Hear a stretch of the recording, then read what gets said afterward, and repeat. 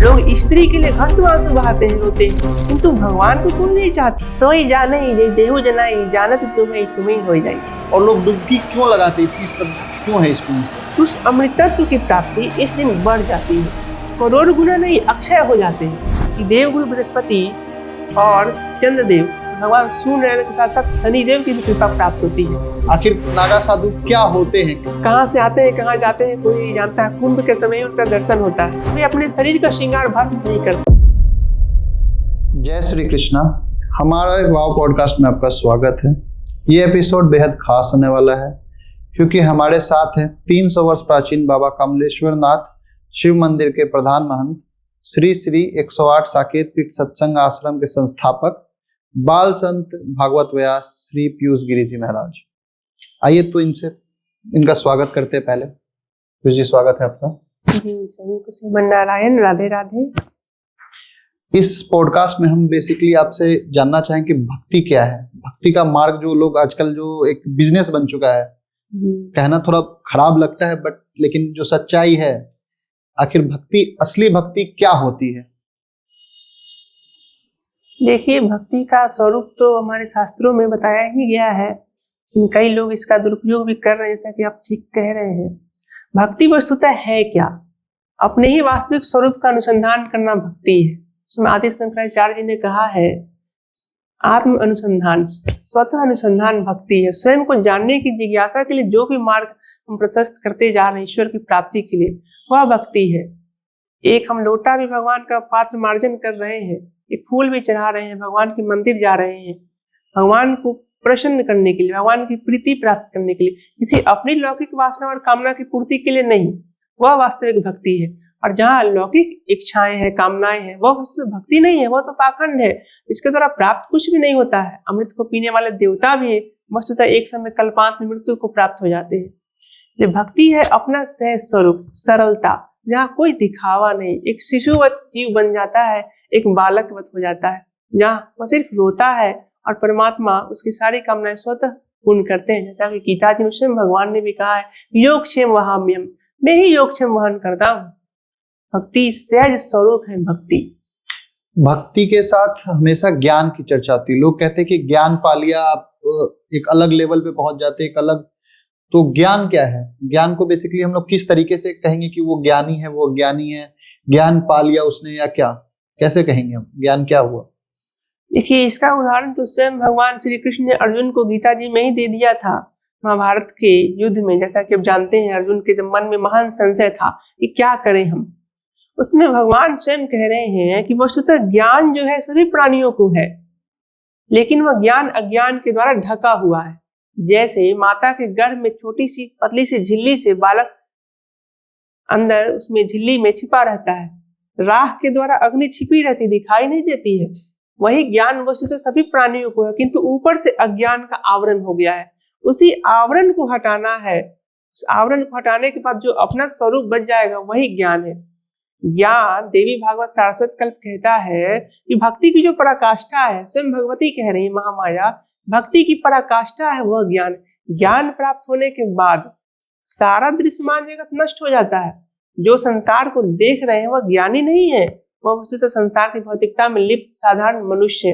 ज्ञान मान जहाँ एकहु नहीं, अर्थात हमारा कोई अपमान कर रहा है या सम्मान कर रहा है, तो भी दोनों में कोई फर्क नहीं है।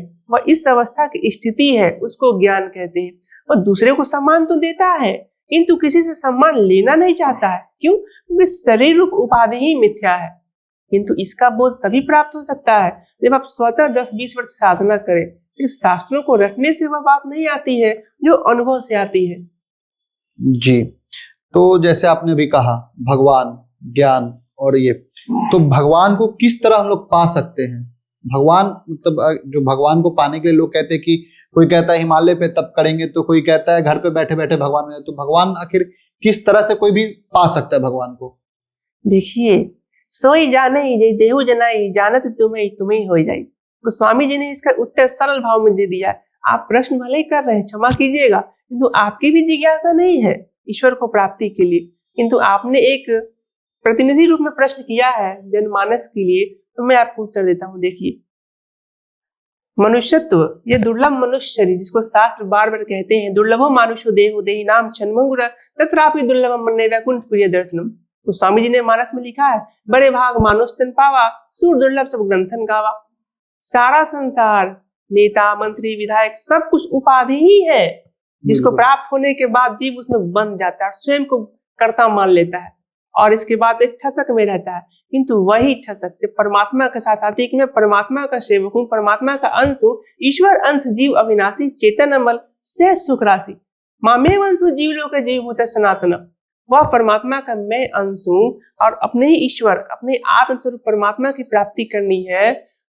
उसकी प्राप्ति का नाम है भक्ति। आपने जो प्रश्न किया कि भगवान की प्राप्ति कैसे हो, जीव भगवान को चाहता ही नहीं है। लोग स्त्री के लिए घंटों आंसू बहाते हैं, रोते हैं। संतान प्राप्ति के लिए हमारे पास कई मनुष्य आते हैं, बाबा कोई उपाय बताइए संतान हो जाए, कोई उपाय बताइए नौकरी लग जाए, कोई उपाय बताइए व्यापार ठीक से चले। किंतु भगवान को कोई नहीं चाहता है, बिरले ही। एक महात्मा तो मिले थे, इनके पास लाखों शिष्य हैं, लेकिन 40 वर्ष की साधना के बाद वे कह रहे हैं कि एक मनुष्य भी मेरे पास नहीं आया, भगवान कैसे मिले। अगर आता तो उसे मैं दिखा देता, जैसे हथेली पर रखा हुआ आंवला दिखाई देता है, वैसे ही परमात्मा की अनुभूति प्रत्यक्ष होती है। भगवान बात करते हैं, अपनी अनुभूति कराते हैं, किंतु उन्हें चाहता कोई नहीं है। हम रो रो कर स्त्री के लिए घंटों आंसू बहा सकते हैं, परमात्मा के लिए नहीं। अगर आप इस तत्व को जान गए, नहीं, मूल लक्ष्य जीवन का है भगवान की प्राप्ति। ना तो कोई यहाँ पुरुष है, ना कोई स्त्री है, ना ही कोई नपुंसक है, ना ही पशु है, ना ही पक्षी है, समग्र रूपों में परमात्मा ही है। लेकिन ऐसी दृष्टि सहज नहीं है। ऐसी दृष्टि प्राप्त होती है गुरु कृपा से, ईश्वर कृपा से। यही भगवत कृपा जब मनुष्य को भगवान सबसे पहले जीव को देते हैं तो मनुष्य शरीर की प्राप्ति हुई। मनुष्य शरीर की प्राप्ति के बाद भगवान फिर एक बार कृपा करते हैं, तब उसको दुर्लभ सत्संग प्राप्त होता है। सत्संग से क्या होता है? बिनु सत्संग न हरि कथा ते बिन मोह न भाग, मोह गए बिनु राम पद होई न दृढ़ अनुराग। सत्संग से वह विवेक मिलता है। आधे क्षण का सत्संग में दुर्लभ हो सकता है। आप संसार में फंसे हो, मेरी कोई बात आपको घर कर जाए, चोट लग जाए, आपका भाव बदल जाएगा। नहीं, अरे मैं तो फंसा हुआ था, भगवान ने मुझे मार्ग दिखाया है। आपके पास शरीर स्वस्थ है, पास में पैसा है, घर है, सब कुछ है, किंतु परमात्मा की प्राथमिकता हो जाएगी तो सब कुछ व्यर्थ लगने लगेगा। इसलिए भगवान को प्राप्त वही कर सकता है जो भगवान खुद उसको इस मार्ग पर हाथ पकड़ कर आगे बढ़ाते हैं। तीसरा जो इसमें भगवान शंकराचार्य कह रहे हैं कि दुर्लभ मनुष्य भी मिल गया, सत्संग भी मिल गया 84 लाख योनियों के बाद, किंतु उसे स्वतः मुमुक्षुता नहीं है। मैं जानू भगवान को, मेरी इच्छा ही नहीं है। यही सबसे बड़ा कारक है कि भगवान की प्राप्ति नहीं होती है। अभी जैसे धरती पर कहेंगे सनातन का सबसे बड़ा जो एकजुटता भी दिख रहा है, कुंभ जी, महाकुंभ कहेंगे उसे। तो आखिर ये महाकुंभ क्या है? करोड़ों लोग का अभी तो कहें तो देश क्या दुनिया के हर कोने से लोग आ रहे हैं जी। विदेशी टूरिस्ट हो चाहे कोई NRI हो, वो भी आ रहा है भारत कुंभ में नहाने। तो आखिर ये क्या है? महाकुंभ क्या है? कुंभ का आयोजन क्यों होता है और लोग डुबकी क्यों लगाते? इतनी श्रद्धा क्यों है इस कुंभ से? देखिए, यह सनातन परंपरा हमारी चलती आई है अनादि काल से। कब से है और कब तक होगी कोई नहीं जानता है। सर्वप्रथम जो शास्त्रों में प्राप्त होता है, समुद्र मंथन हुआ था तो वहां से सर्वप्रथम जो कलश निकला था, इसे विष का कलश कहते हैं। इसे भगवान शिव ने पान किया था और गले में रोक लिया, नीलकंठ उसी के बाद कहलाने लगे। उसके बाद नीलकंठ कहलाए। इस विषय पर मैं आऊंगा। लेकिन दूसरा एक कुंभ जो सबसे लास्ट में 14 रत्नों में अंत में निकला, वह था अमृत का कलश। तो स्वयं भगवान धन्वंतरी जो भगवान विष्णु के अवतार माने जाते हैं, वैसा ही स्वरूप उनका पीताम्बर स्वरूप, दिव्य चतुर्भुज स्वरूप में स्वर्ण कलश लेकर जब समुद्र से प्रकट हुए, अद्भुत उनका तेज था। अब दैत्यों ने उनसे वह कलश छीन लिया। ऐसे तो सभी लीलाएं हैं परमात्मा की, किंतु वे ही दयालु परमात्मा साधारण मनुष्य जो संसार में अनादिकाल से फंसा हुआ है, 84 लाख योनियों में फंसा हुआ है, कभी पशु, कभी पक्षी, कभी सर्प। इन योनियों के बाद जब उसे मनुष्य शरीर की प्राप्ति हो रही है, उसमें भी उसकी बुद्धि जागृत नहीं हो रही है। इसलिए परमात्मा ही लीला करते हैं कि कुंभ के माध्यम से इसके अनेक जन्मों के पापों का नाश हो और इसे वह विवेक प्राप्त हो, इसकी बुद्धि निर्मल हो। क्योंकि निर्मल बुद्धि में ही भगवान की प्राप्ति का और भगवान का बोध प्राप्त हो सकता है। भगवान सिर्फ कुंभ के द्वारा स्नान करा के मोक्ष नहीं देना चाहते हैं, भगवान आपको उस अनुकूल बनाना चाहते हैं। भगवान इस तरह सबको मोक्ष बांटते नहीं फिरते हैं, जिसकी जिज्ञासा हो, जिसकी स्वयं इच्छा हो वह। किंतु कुंभ वह महा आयोजन है हमारे सनातन धर्म का, इसमें हमें ये बोध प्राप्त होता है। एक हमारा शरीर के साथ मानसिक निर्मलता भी आती है। जब मन निर्मल होता है, भगवान स्वयं कहे रामचरितमानस में, राम जी, निर्मल मन जन सु मोहि पावा, मोहे कपट छल छिद्र न भावा। मन में थोड़ी सी भी कपट होगी तो भगवान की प्राप्ति नहीं होगी। हम कपट लेकर भी अगर कुंभ में स्नान कर रहे हैं तो उसका लाभ नहीं है। लाभ तभी है हम भगवान से प्रार्थना करें कि हे प्रभु हमारे मन को निर्मल कीजिए, और हम उसमें डुबकी लगा रहे हैं, उसका वास्तविक लाभ होता है। मतलब कुंभ में अगर आप जा रहे हैं तो छल या प्रपंच कुछ भी ना रखें, हाँ, भक्ति भाव से नहाएं। बिल्कुल सरलता के साथ जाएं, भगवान को प्रार्थना करें, स्नान करें और उसमें उसका रस प्राप्त करें, अमृत तत्व प्राप्त करें। अमृत तत्व जो गिरा था वही कुंभ जो दैत्य लेकर भागे, उसके बाद कुछ आगे के कई कार्यकलाप हुए और गरुड़ जी जब उस कलश को लेकर जा रहे थे तो ऐसी मान्यता है कि वही 4 बूंद, उसकी कुछ बूंदे धरती पर 4 जगह पर गिर गई, प्रयागराज, उज्जैन, हरिद्वार, इसी तरह ये गिरा नासिक में। इसी क्रम से यह 4 जगह पर कुंभ हर 12 वर्षों में लगता है। और इसको हम लोग 3 मान्यताएं देते हैं। कुंभ के 3 प्रकार कहते हैं, कुंभ, अर्धकुंभ और महाकुंभ। अर्धकुंभ क्या होता है? अर्धकुंभ होता है हर 6 वर्ष में आने वाला कुंभ। ये प्राय प्रयागराज और हरिद्वार में होता है, 2 ही जगह होता है, 4 में से होता है। और जो कुंभ 12 वर्षों पे आती है ये चारों जगह पे घूमती है।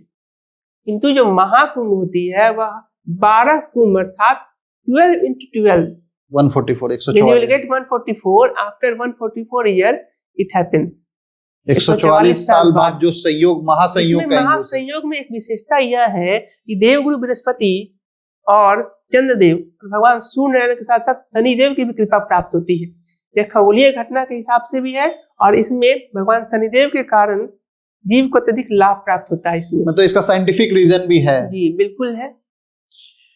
ये जो ऐसा इस बार कुछ खास संयोग बन रहा है 144 साल बाद जो महाकुंभ आ रहा है, इसमें लोग कैसे स्नान करें, क्या कुछ करें जो उनको मोक्ष की प्राप्ति हो या फिर उनका उन्नति हो, कुछ उनका फायदा हो? क्योंकि देखिए मनुष्य जीवन है, लोग फायदा के पीछे ज्यादा भागते हैं।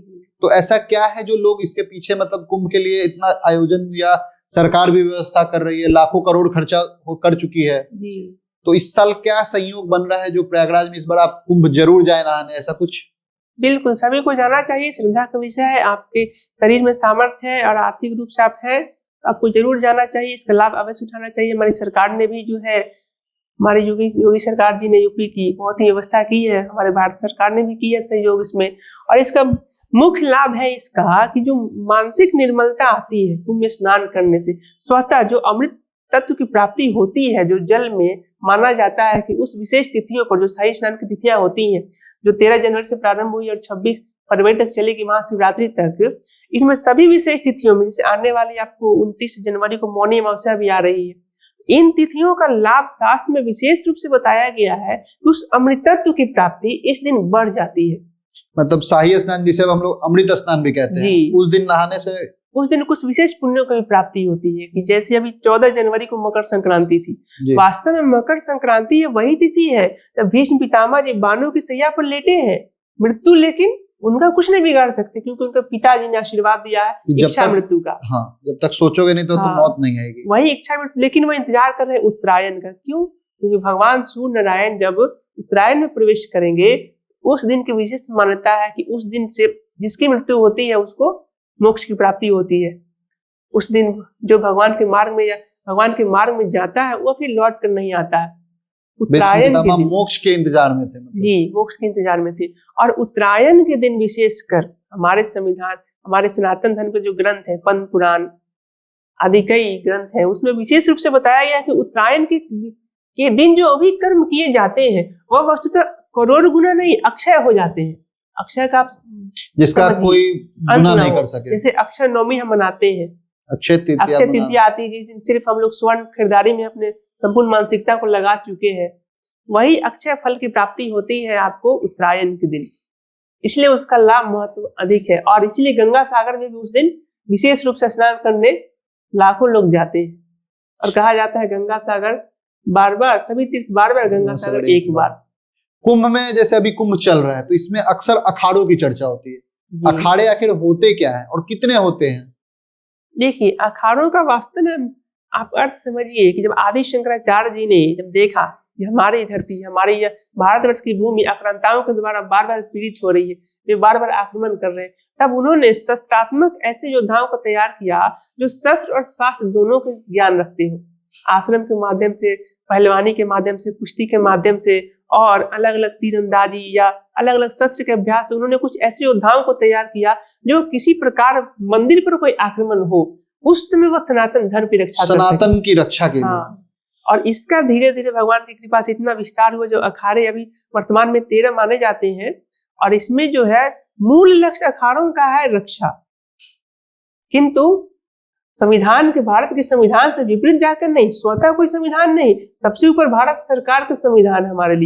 हमारे लिए सबसे ऊपर देश सबसे बड़ा है, भारत माता ही सबसे बड़ी है। किंतु उस समय जब हमारे पर बार बार आक्रमण होता था, आदि शंकराचार्य ने देखा अलग अलग धर्मों का आक्रमण हो रहा है और अपने ही हिंदू, अपने सनातन धर्म के लोग दूसरे धर्म को स्वीकार कर रहे हैं किसी लोभवश भी, तो उन जैसे लोगों को रोकने के लिए एक जागरूकता अभियान के लिए उन्होंने अखाड़ों का निर्माण उस समय किया, जिससे धर्म की रक्षा हो सके।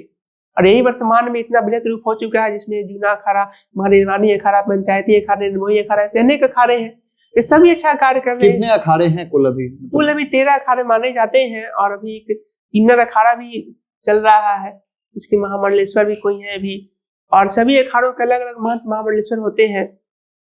इसका मूल लक्ष्य सनातन की सेवा रक्षा, भले ही 13 हो लेकिन सबका एक मूल्य मंत्र है कि सनातन की सेवा करना है। और ये सभी आपस में एक सामंजस्य बिठाकर किसको पहले सही स्नान करना, ये सब आपस में निर्णय करने के बाद ये सब ऐसा निर्णय लेते हैं और उसमें अमृत स्नान का लाभ प्राप्त करते हैं। कुंभ का बात हो और नागा साधुओं की बात ना हो तो फिर अलग ही है। कुंभ में आकर्षण का केंद्र कहते हैं नागा साधु को। आखिर नागा साधु क्या होते हैं, कैसे लोग नागा साधु बनते हैं, और जो उनके प्रति जो कथा है या फिर कुछ भी हम लोग सुनते हैं कि चिता भस्म, हड्डियों का जो भी सुनते हैं हम लोग, वो क्या होता है? ये तो सभी की अपनी अपनी साधना है। नागा साधुओं के बारे में ऐसा कहा जाता है कि वे बड़ा दिगंबर रहते हैं, कहाँ से आते हैं कहाँ जाते हैं कोई नहीं जानता है। कुंभ के समय उनका दर्शन होता है और वे विशेषकर फिर हिमालय की कंदराओं में चले जाते हैं और वहां जाकर फिर साधना में लीन हो जाते हैं। और उनमें जो लोग भी विशेष रूप से जुड़ते हैं, सभी को सीधे उसमें प्रवेश नहीं मिलता है। हाँ, बहुत टफ है। दीक्षा नहीं दे दी जाती है, पहले उनको 3 वर्ष, 6 वर्ष, 12 वर्षों की कठोर परीक्षाएं ली जाती है, इसके बाद उन्हें दीक्षित किया जाता है। वे उतना ब्रह्मचर्य, उतना पवित्रता, उतना नाम जब, भगवान का मंत्र जब, उतना साधन कर सके तो इसके बाद उनको उसमें शामिल किया जाता है। और वो भी इसमें कोई जबरदस्ती नहीं होती है कि आप आइए इसमें शामिल होइए। जो मनुष्य स्वतः या तो संसार से किसी प्रकार विरक्त हो गया या परमात्मा ने उसको अपनी ओर आकर्षित कर लिया, भगवान शिव का वह विशेष भक्त है, उससे जुड़ना चाहता है तो वह जुड़ते हैं। तो हमारा मार्ग तो वस्तुतः वह नहीं है, हमारा मार्ग तो शुद्ध वैष्णव मार्ग है। भगवान की प्राप्ति कैसे हो, इसलिए मैं उस विषय में अधिक नहीं जाऊंगा, किंतु फिर भी आपने पूछा है तो उसमें मैं बताना चाहूंगा कि वे चिता भस्म के द्वारा जो भगवान शिव को भस्म लगाई जाती है, महाकाल आरती में भी आप देखते हैं, वे अपने शरीर का श्रृंगार भस्म से ही करते हैं। उनकी मान्यता है कि शरीर भी तो मिट्टी ही है, नाशवान शरीर है, एक दिन इसका अंतिम लक्ष्य तो परिणति, या तो इसको कीड़े खा जाएंगे या इसको आप शव के रूप में जला दीजिए या गाड़ दीजिए। मूल रूप से जो इसकी परिणति है वह तो व्यर्थ ही जा रही है। तो जो उसको जलाने के बाद जो राख बच रहा है, उसी राख का वे लेपन करते हैं और शरीर की सुंदरता को छिपाने के लिए आप ऐसा कह सकते हैं कि वास्तविक स्वरूप दिखाई नहीं दे, जो स्वरूप वास्तविक तत्व है शरीर का। जैसे मैं आपको बताना चाहूं कि 2 मित्र साधना कर रहे हैं, श्मशान साधना कर रहे हैं, और एक उसमें बैठा है चिता पर, चिता की उपाय किया है और अपने एक मित्र को लेकर आया है कि चलो हम लोग को आज के रात में भगवान की प्राप्ति हो जाएगी। दोनों साधना करते हैं, एक शव का उसने उपाय किया है, ले आया है और शव के ऊपर बैठकर साधना कर रहा है। और साधना करने के बाद उसका एक दूसरा मित्र डर रहा है। इतने में एक सिंह की गर्जना होती है, दहाड़ होती है। डरपोक जो मित्र है वो वृक्ष के ऊपर चढ़ जाता है। इतने में एक शेर आता है और जो मनुष्य साधना कर रहा था कि आज भगवान मिल ही जाएंगे, महामाया महाकाली के दर्शन हो ही जाएगी, उस पर शेर ने आक्रमण कर दिया और उसको खा लिया, उसको ले गया खींचकर। काफी पहर बीता, 2-4 घंटे बीते, जो डरा हुआ मित्र ऊपर था वह नीचे उतरा। उसने सोचा कि मैं भी तो यही साधना कर रहा था और आज मेरा मित्र नहीं कर पाया, अधूरा रह गया इसकी साधना, तो क्यों मैंने इसको पूरी करूं, क्योंकि सारे सामान तो उपलब्ध है, 100 भी उपलब्ध है, अंधेरी रात्रि भी अमावस्या की, तो क्यों नहीं इसका लाभ उठाया जाए। और उसने भी अपनी साधना प्रारंभ की और अभी साधना करने में बैठा ही था चिता पर, जैसे ही महामाया अष्टभुजा ने उसको दर्शन दे दिया साक्षात। उसको जब दर्शन दिया तो उसे बड़ा आश्चर्य हुआ कि अरे मेरा मित्र जिसने सारी व्यवस्थाएं की उसको आपने दर्शन नहीं दिया और उसे तो सिंह खा गया और मुझे तत्काल आपने दर्शन दे दी, इसका क्या रहस्य? तब भगवती ने कहा कि बालक, तुम नहीं जानते हो, इससे पहले अनेक बार तुम भी ऐसी साधनाएं करते मृत्यु को प्राप्त हो चुके हो। तब तो कुछ समझिए, एक जन्म में किसी को ज्ञान प्राप्त नहीं होता है। कोई 5 वर्ष का बालक है या कोई 20 वर्ष 25 वर्ष का बालक साधना में नहीं, वो अनेक जन्मों में साधना करके इस अवस्था में पहुंचा है। क्योंकि बंधु वर्ग तथा मित्रम यत् चेष्टम प्रविद्ये त्यक्त्वा गच्छति न सर्वं जहाति सरस्वती, त्यक्त्वा गच्छति तत्सर्वम, अर्थात सब कुछ छोड़ के चला जाएगा। आप अपने नाम के साथ इंजीनियर, डॉक्टर, विधायक, मंत्री, प्रधानमंत्री कुछ लगा लीजिए, मृत्यु के बाद ये छीन लिया जाएगा उपाधि आपकी। किंतु माता सरस्वती कभी त्याग नहीं करती है।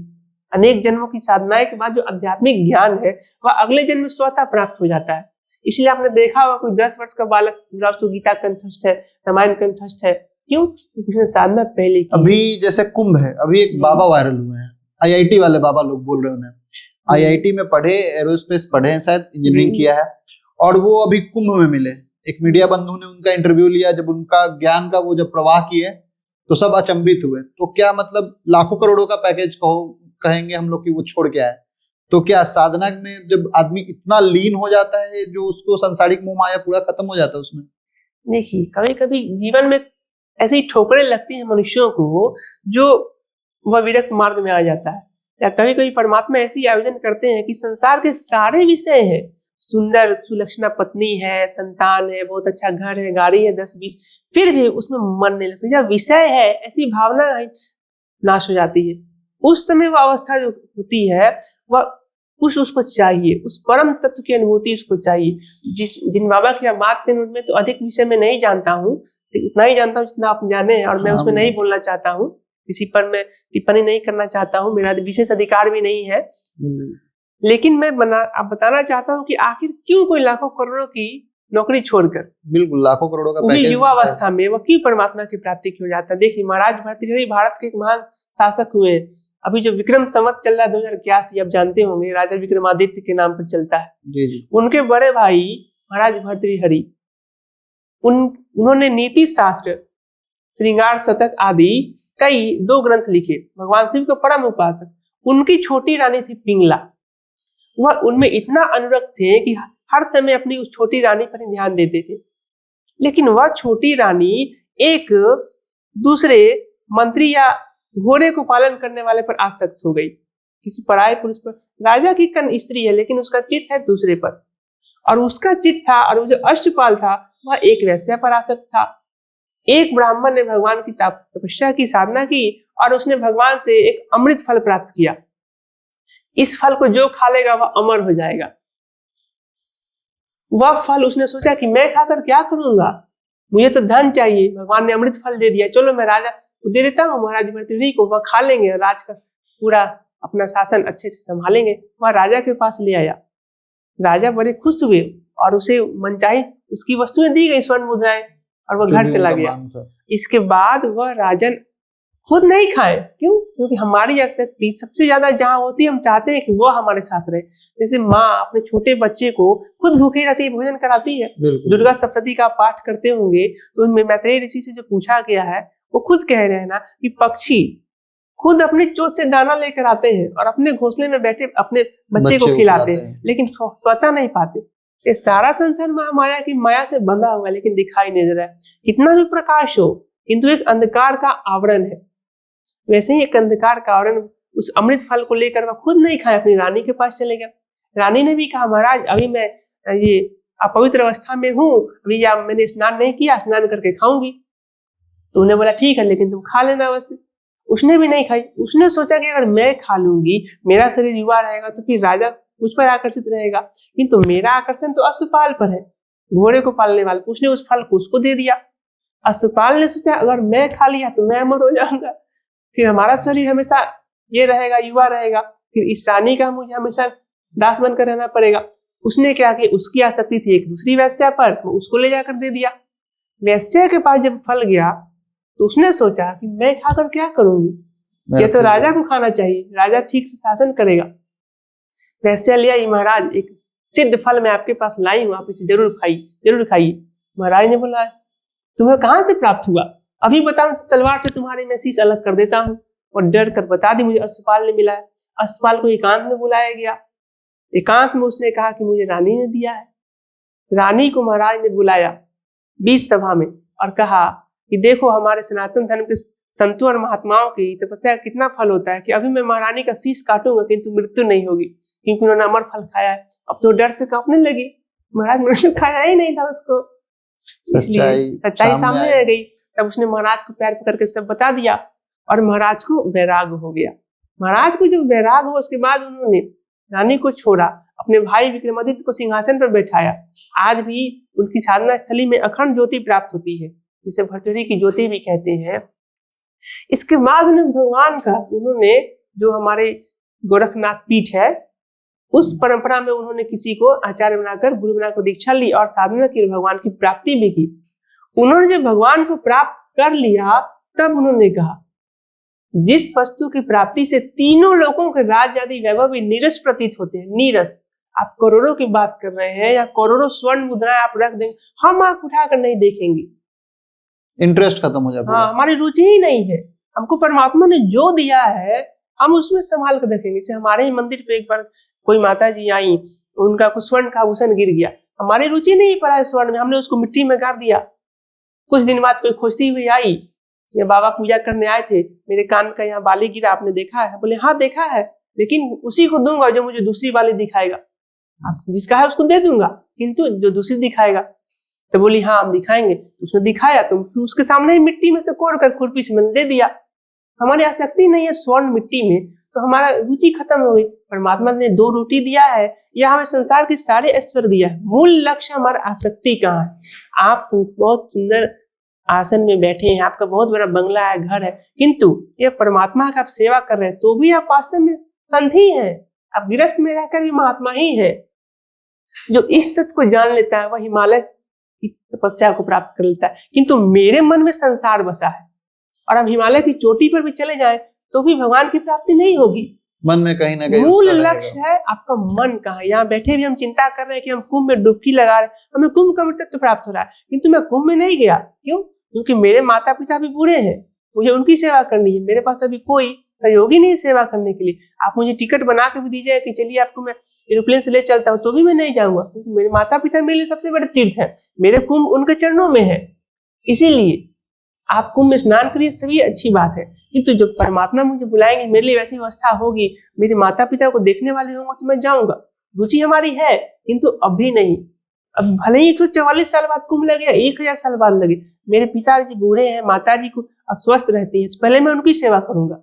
यही हमारा सबसे बड़ा कुंभ है और यही मेरा अमृत तत्व है। और हम इतना भी विश्वास रखते हैं कि हमारी मृत्यु अभी भी हो गई, स्वयं भगवान हरि जाकर गले लगाएंगे। क्यों?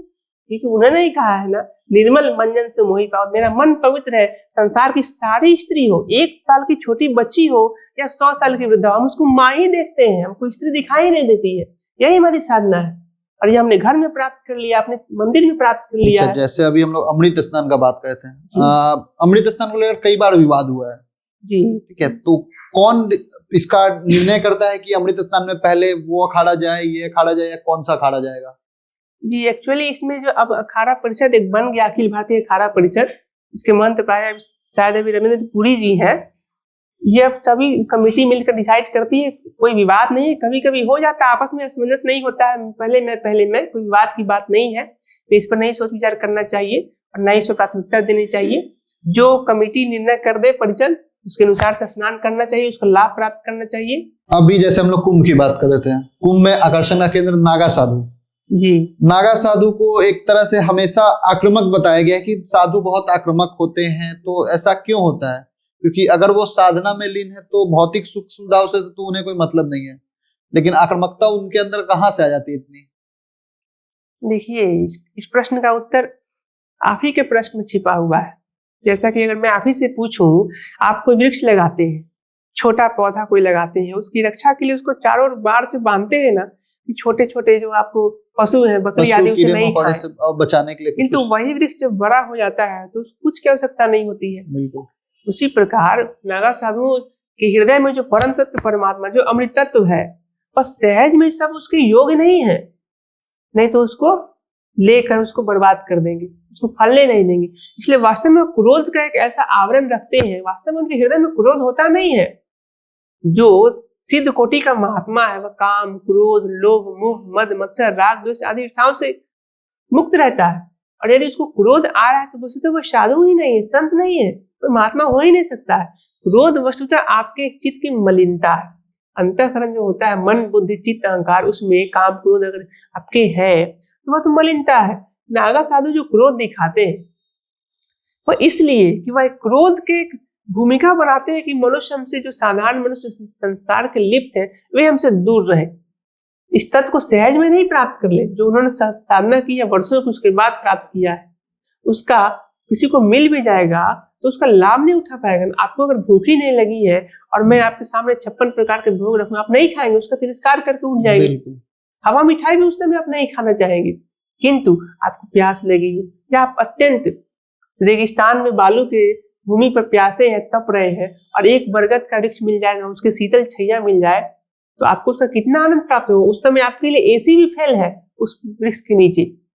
उसी प्रकार साधना के द्वारा ऐसी व्यवस्था प्राप्त की जाती है और कभी कभी दिखाई जाती है। क्रोध ऐसे जो वास्तव में कोई उसका जो अनुपयोगी है, जो उसके योग्य नहीं है, और उसका कोई अनुचित लाभ न उठा सके, क्योंकि वो उसका अर्थ समझेगा नहीं और उसका दुरुपयोग कर देगा।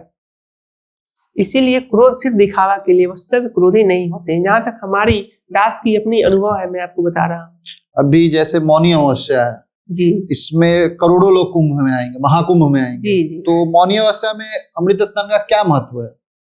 देखिए, मौनी अमावस्या हर वर्ष आती है और उस दिन तो सभी मनुष्यों को मौन धारण करना चाहिए। मैं भी हर वर्ष कोशिश करता हूँ कि एक दिवसीय मौन धारण करूं। और इस बार जब हरि प्रबोधनी एकादशी हुई थी कार्तिक में, उसके बाद मैंने 1 महीने का मौन व्रत धारण किया था, जैसा कि मैंने अपने official YouTube channel Shri Saket पीठ और फेसबुक पर भी डाला था। उस मौन अवस्था में 1 महीने तक कुछ भी नहीं बोलना एक अजीब अनुभूति देता है। जिस मन को मनुष्य वाचाल कहा जाता है अधिक बोलने के कारण, कुछ भी नहीं बोलना, वह एक ऐसी अवस्था है जहाँ आप साधना कर रहे हैं और मौन से बहुत शक्ति प्राप्त होती है।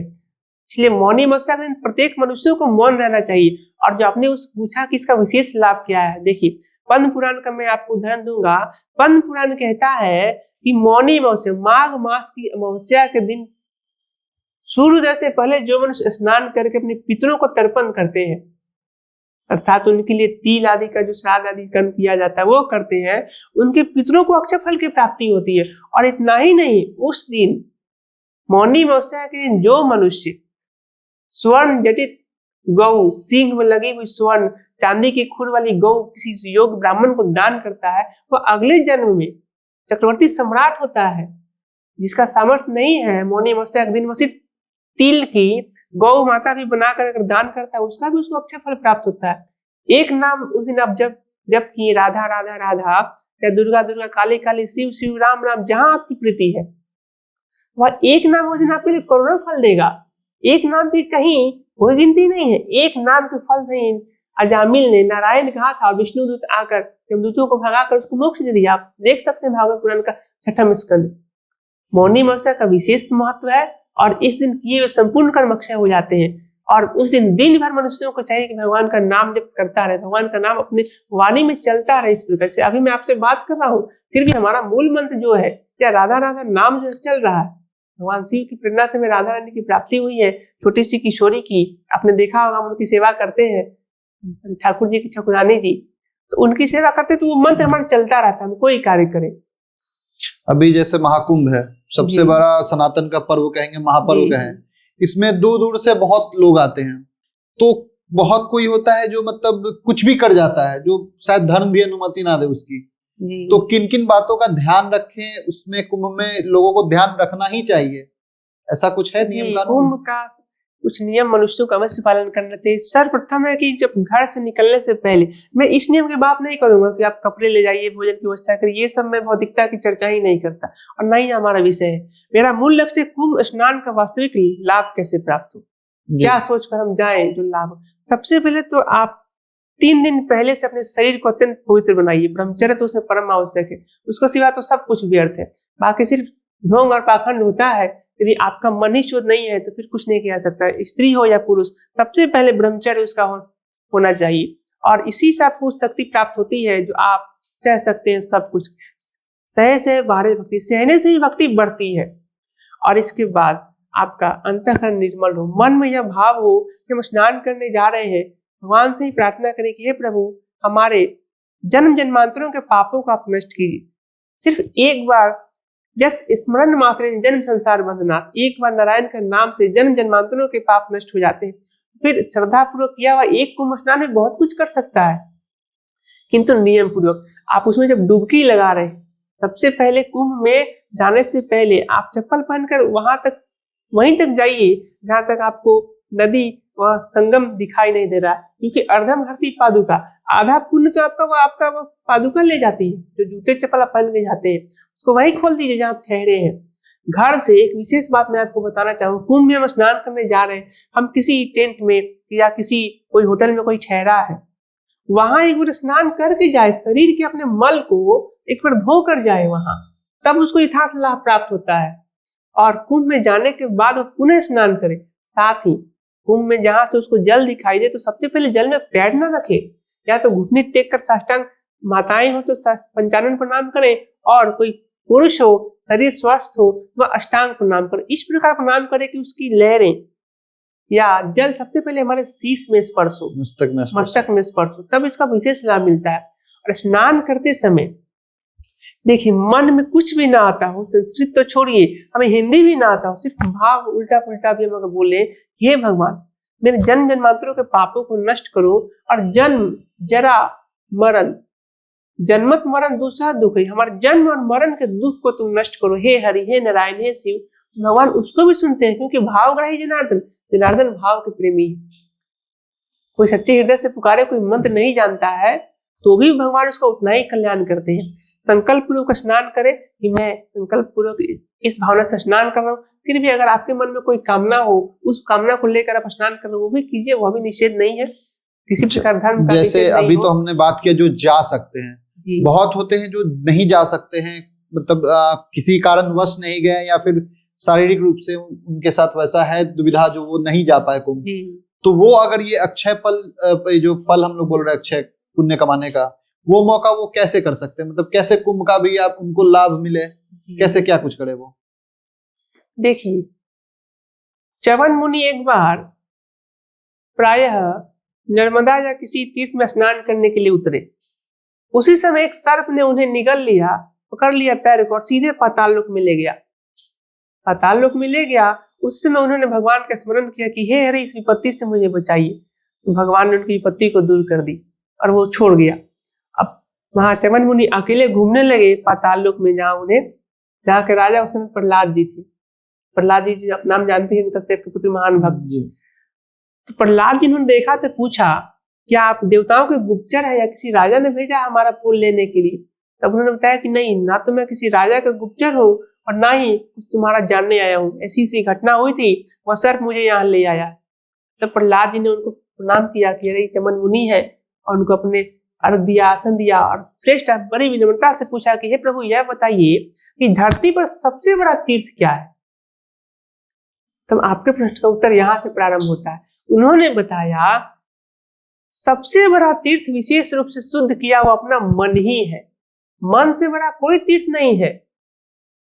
मन के बाद ही मन जिसका जीता हुआ है उसके लिए पग पग पर तीर्थ है, घर में रहते हुए पग पग पर तीर्थ है। जो तीर्थ स्नान करने नहीं जा सकते हैं उन्हें चाहिए कि मानसिक रूप से सबसे पहले मन को निर्मल करें और मानसिक रूप से ऐसा भाव करें कि मैं कुंभ में स्नान कर रहा हूँ, मैं त्रिवेणी संगम में डुबकी लगा रहा हूँ, अपने माँ के लिए, पिता के लिए, या अपने दादाजी के लिए, अपने और मतलब जो नहीं गया अगर उसके फैमिली का भी कोई जा रहा है और सबके लिए मांगे, नहीं मैं जाने की बात ही नहीं कर रहा। नहीं, जैसे अगर हम हैं, मेरे परिवार वाले नहीं जा पा रहे हैं, मैं भगवान की कृपा से मैं चला गया, तो अगर मैं स्नान कर रहा हूँ तो मैं अगर अपने परिवार वालों का सोचूं, तो उनके नाम पर अगर डुबकी लगाए तो उनका छठा अंश उसको प्राप्त हो जाएगा।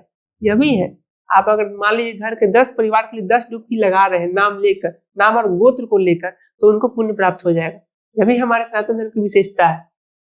और आप भी नहीं जा पाए तो फिर जो मानसिक उपाय मैंने बताया वह सर्वश्रेष्ठ है। मन साफ रखें, और नहीं मन साफ तो रखें ही, मन अगर निर्मल अभी नहीं भी हो पाया, हम लोग तो साधारण प्राणी है ना, भगवान तो नहीं है। मन में गलानी होती है, संसारिक मोह माया में कभी फंसे हुए हैं। आकर्षण होता है, कभी मलिनता आती है, उस समय भी भगवान से प्रार्थना करके मन से ही हम यमुना में जाएं, मन से ही अयोध्या जाएं, मन से ही सभी तीर्थों में जाएं, महाकुंभ में जाएं, वही सब कुछ प्राप्त हो जाएगा।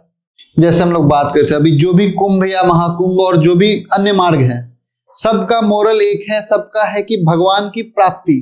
जी। तो भगवान की प्राप्ति कैसे कर सकते हैं हम लोग? देखिए, जिस अमृत के लिए हम सभी मनुष्य जाते हैं, मोक्ष कुंभ में स्नान करने के लिए हमें अमृत की प्राप्ति हो, जो अमृत गिरा था, इसका अर्थ समझिए। मैं जो आपको समझाना चाह रहा हूँ कि उसी अमृत को देवताओं ने पिया था, लेकिन वह अमर अभी तक नहीं है। जब महाकल्पांत होता है, उनका भी मृत्यु हो जाता है। भगवान जब सबको लीन कर लेते हैं स्वतः में, फिर भगवान शेष की सैया पर सोते हैं, फिर नया सृष्टि बनती है। अमृत तत्व की प्राप्ति है वास्तव में उस तत्व की प्राप्ति जिसको प्राप्त करने के बाद और कुछ भी प्राप्त नहीं करना पड़े। शास्त्र जिसको कहता है, यस्मिन् विज्ञाते सर्वइदं विज्ञातम् भवति, इसको प्राप्त करने के बाद कुछ भी प्राप्त नहीं है, इसकी अनुभूति के बाद कुछ भी शेष नहीं है। वास्तव में वह है भगवत प्राप्ति, वह है भगवान की अनुभूति। वह कब होती है? जब सब हरि कृपा करते हैं। हरि कब कृपा करते हैं? जब हम पुष्प योग साधन करते हैं, सत्संग करते हैं, स्वाध्याय करते हैं। भगवान तो कृपा सब पर किए हुए, कृपा तो बरस रही है। माता पिता की कृपा, ईश्वर कृपा, संत कृपा, गुरु कृपा, सब है। हमें बीनना नहीं आता है।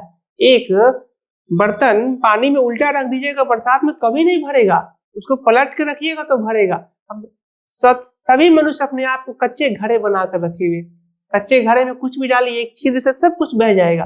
उस घड़े को पकाने के लिए भक्ति की जाती है, साधना की जाती है। मनुष्य घर में रहकर भगवान की प्राप्ति हो सकती है? जी बिल्कुल हो सकती है, और कई संतों ने की है। और हो सकता है कि आप ही के आसपास कोई हो जिसको ऐसी अनुभूति हो। आपको मिले हैं भगवान अभी तक? देखिए, क्योंकि आप भी तो वही, मतलब भगवान को पाने की ही आप सारा कुछ कर रहे हैं। मैंने तो इस मार्ग में कदम ही रखा था भगवान की प्राप्ति के लिए ही। भगवान ने कुछ ऐसी अनुभूति कराई तो मैं तो खुद बीपीएससी और यूपीएससी की तैयारी कर रहा था। आप यूपीएससी एस्पिरेंट भी रहे हैं, तो जी। मतलब कहाँ यूपीएससी और कहाँ इधर, अचानक ऐसा क्या हुआ परिवर्तन? परमात्मा ने मुझे स्वतः कुछ ऐसी चमत्कारिक शक्तियों का उपयोग करके खींच लिया। मैं आपको इशारा में ही कहूंगा, क्योंकि अनुभव गम भजाई जैसा था। जो अनुभूति का विषय है वह वाणी का विषय नहीं हो सकता है। जो हम अनुभव कर रहे हैं ना, वो हम आपको वाणी से नहीं बता सकते। देखिए, हाँ, बस इतना आपको इशारा करूंगा कि भगवान ने कुछ अपनी विशेष शक्तियों का उपयोग करके मुझे खींचा है। हाँ, आप इस मार्ग में आइए, वास्तविक तत्व को जानिए और इस तत्व को ज्ञान दूसरे को आखिर ऐसा क्या हुआ? मतलब आप चाहे नौकरी या व्यापार या किसी भी राह में चल रहे थे, अचानक ऐसा क्या हुआ जो आपका हृदय परिवर्तन हो गया? सो कॉल्ड हृदय परिवर्तन अनंत जन्मों की साधनाएं थी, जो समय आकर, जैसे कोई आम का पेड़ जब उसको लगाइएगा वो नहीं फलता है, किंतु जब उसकी ऋतु आती है वो स्वतः फलने लगता है।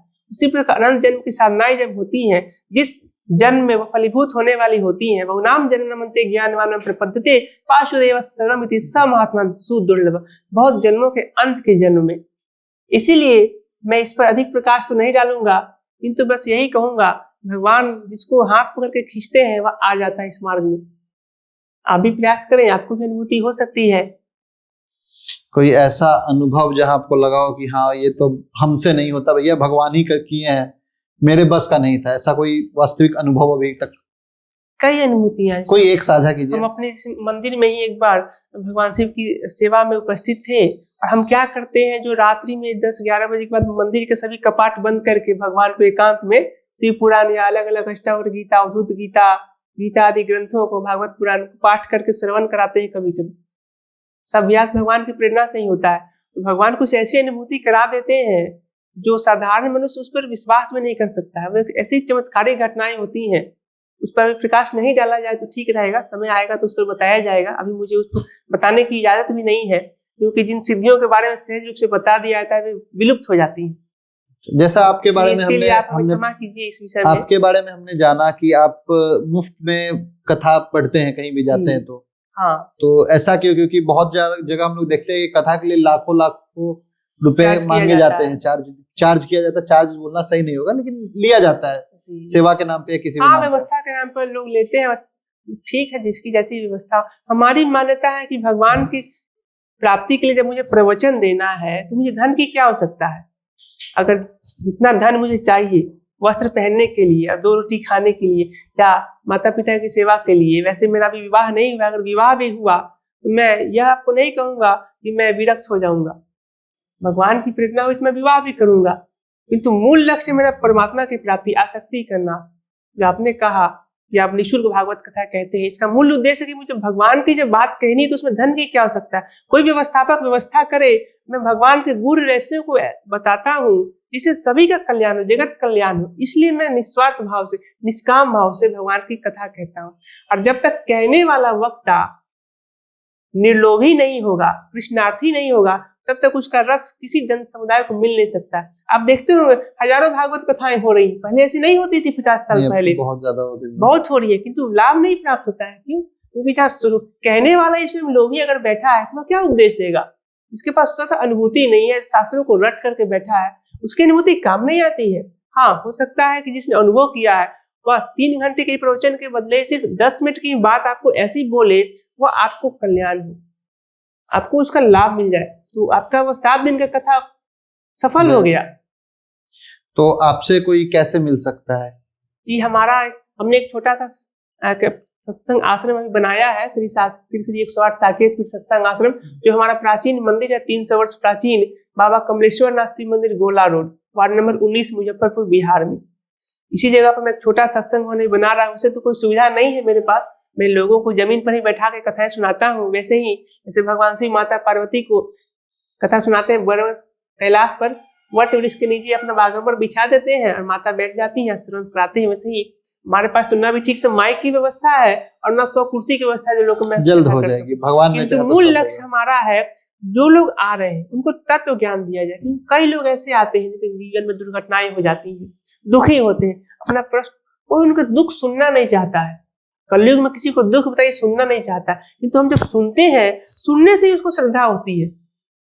मुझे कुछ नहीं चाहिए उससे, ये नहीं कि वो मुझे 10-5 रुपए दे के जाए, नहीं, वह जब उसको आनंद की प्राप्ति होती है, मैं उसको कोई उपाय बताता हूँ, जैसा भगवान मुझे विवेक दिया है, भगवान ने उस विवेक के अनुसार मैं उसे कहता हूँ तुम यह करो, नाम जप करो, थोड़ा सा स्वाध्याय करो, तुम खुद देखो, उसको उस समय जो अनुभूति, उसको लाभ मिलता है, वो हृदय को शीतलता देता है। उस समय आपको करोड़ों रुपए पैकेज की आवश्यकता नहीं पड़ती है, वह आनंद ही दूसरा है, क्योंकि परमात्मा का स्वरूप ही है आनंद, रसो वैसा, वह स्वयं रस का सागर है।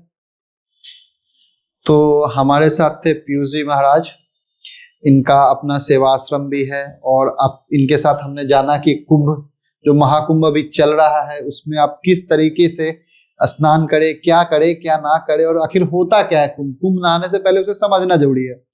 तो इन्होंने हमें बखूबी सब कुछ बताया है। उम्मीद है कि आपको ये पसंद आएगा।